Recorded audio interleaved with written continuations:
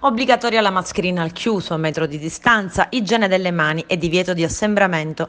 E questa è la base per il nuovo decreto del Presidente del Consiglio dei Ministri in tema anti-Covid che sarà firmato dal Presidente del Consiglio entro la fine della settimana. Per gli altri temi da affrontare, ieri i ministri hanno inviato a Palazzo Chigi le loro richieste.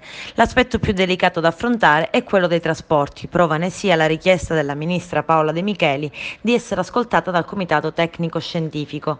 L'idea è quella di passare dall'attuale riempimento del 50% al 75-80%, grazie anche alle altre misure di protezione, mascherine, controllo della temperatura, tracciamento dei passeggeri.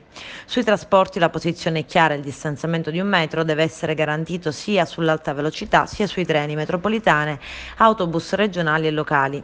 Diverso il discorso per gli aerei, a meno che non arrivi la richiesta di un nuovo parere dalle compagnie o dal governo. Il Comitato Tecnico Scientifico si è già espresso e resta convinto che la sicurezza sia garantita dallo speciale ricambio dell'aria, purché a bordo si indossi sempre la mascherina.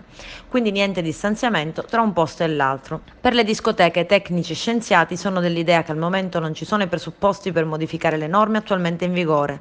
Dunque una capienza di massimo 200 persone al chiuso e di 1000 all'aperto.